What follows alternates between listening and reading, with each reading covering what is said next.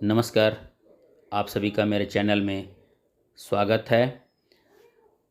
आज हम आपके सामने करंट अफेयर्स का सेकेंड पार्ट जो 31 जुलाई 2023 का है उसको लेकर आए हैं।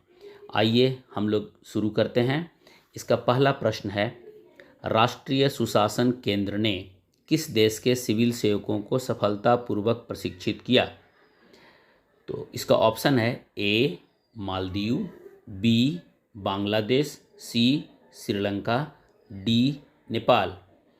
तो इन चारों ऑप्शन में से जब आप देखिएगा तो मालदीव के सिविल सेवकों को राष्ट्रीय सुशासन केंद्र ने सफलतापूर्वक प्रशिक्षण दिया है। यहाँ इसका उत्तर हो गया मालदीव। राष्ट्रीय सुशासन केंद्र ने मालदीव के सिविल सेवकों के 24वें बैच को सफलतापूर्वक प्रशिक्षित किया। अब तक मालदीव के 685 अधिकारियों को प्रशिक्षण दिया गया है। प्रश्न संख्या 2, कौन सी संस्था ट्रांस एशिया रेलवे नेटवर्क का नेतृत्व करती है?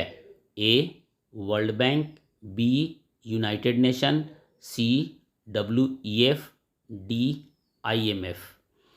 तो इन चारों ऑप्शन में जो यूनाइटेड नेशन संस्था है वो ट्रांस एशिया रेलवे नेटवर्क का नेतृत्व करती है, इसलिए इसका आंसर होगा बी यूनाइटेड नेशन।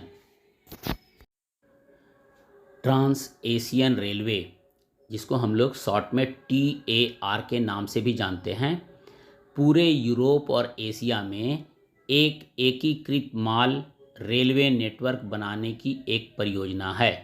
यह परियोजना एशिया और प्रशांत के लिए संयुक्त राष्ट्र आर्थिक और सामाजिक आयोग की है।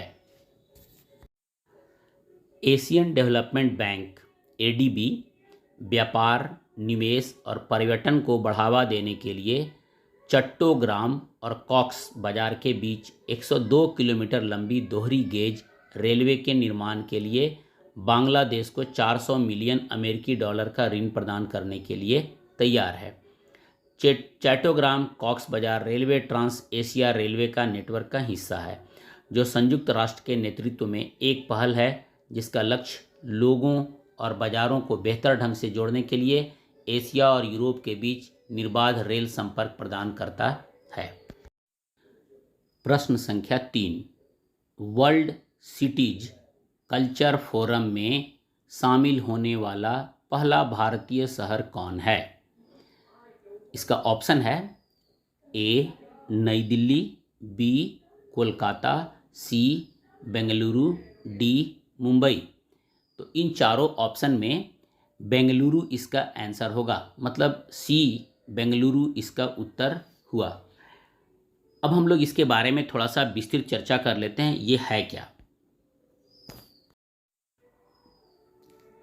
यह शहरों का एक ग्लोबल नेटवर्क है जो सदस्य शहरों के नीति निर्माताओं को अनुसंधान और खुफिया जानकारी साझा करने में सक्षम बनाता है और उनकी भविष्य की समृद्धि में संस्कृति की महत्वपूर्ण भूमिका का पता लगाता है।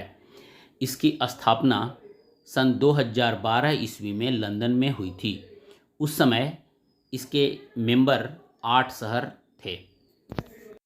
वर्ल्ड सिटीज कल्चर फोरम में शामिल होने के लिए नई दिल्ली के मुख्यमंत्री श्री अरविंद केजरीवाल को इसमें आमंत्रित किया गया था। वर्तमान में इसमें 43 शहर शामिल हैं, जिसमें भारत का एकमात्र शहर बेंगलुरु शामिल है। प्रश्न संख्या 4, किस राज्य की सड़कों के सुधार के लिए ADB 295 मिलियन डॉलर देगा? तो यहाँ हम लोग ध्यान देंगे कि ADB का फुल फॉर्म होता है एशियन डेवलपमेंट बैंक। तो इसका ऑप्शन में लिखा हुआ है ए राजस्थान, बी झारखंड, सी गुजरात, डी बिहार। तो इसका आंसर होगा डी बिहार।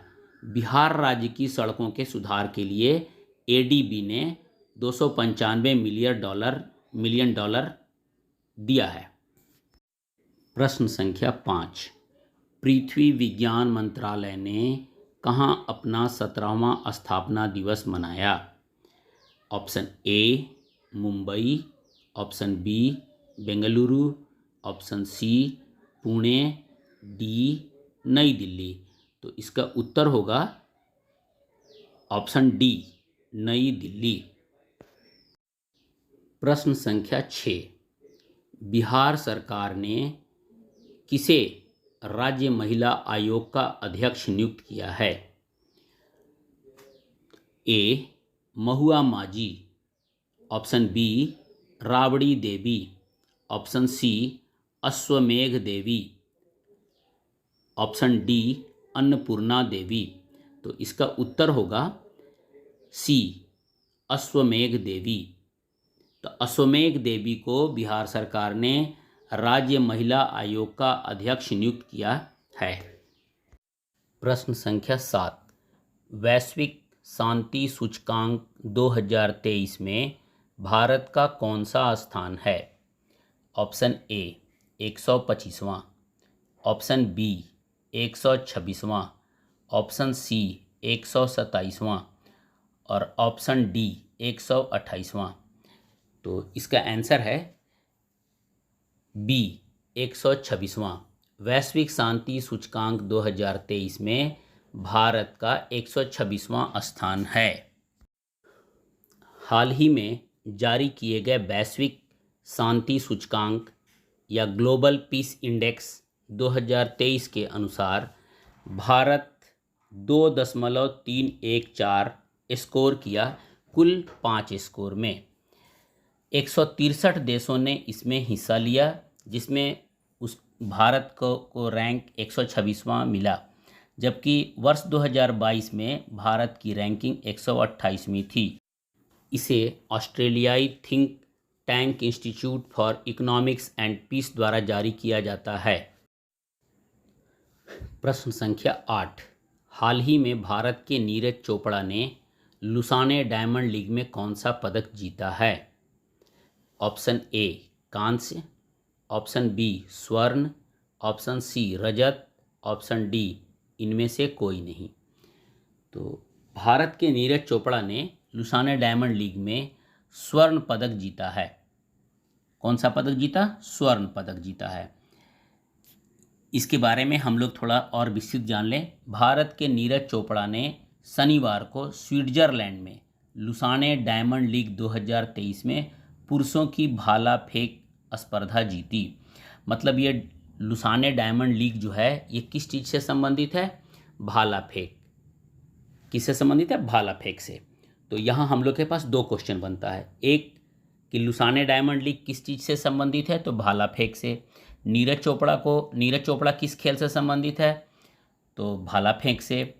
और इसी को हम लोग बोलते हैं जैवलिन थ्रो भी।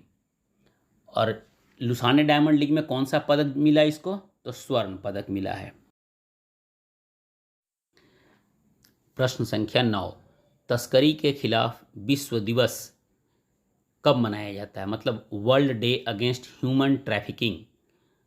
ऑप्शन है 12 जुलाई, 22 जुलाई, 25 जुलाई और 30 जुलाई। तो यहाँ हम लोग का आंसर होगा डी, ऑप्शन डी 30 जुलाई। तो तस्करी के खिलाफ विश्व दिवस कब मनाया जाता है? तो 30 जुलाई को। इस वर्ष का थीम है reach every victim of trafficking, leave no one behind. इसी से संबंधित है। प्रत्येक वर्ष 30 जुलाई को मानव तस्करी के खिलाफ विश्व दिवस मनाया जाता है, जो वार्षिक आयोजन है। मतलब साल में एक बार 30 जुलाई को मानव तस्करी दिवस मनाया जाता है। संयुक्त राष्ट्र द्वारा इस घटना के विरुद्ध जागरूकता बढ़ाने और रोकथाम को बढ़ावा देने के लिए इसे आयोजित किया जाता है। प्रश्न संख्या 10, हाल ही में भारत और किस देश के बीच में सैन्य सहयोग की 10वीं बैठक आयोजित की गई? तो इसका ऑप्शन हम लोग नीचे देखते हैं। A Ukraine, option B Malaysia, option C Denmark, option D Ethiopia.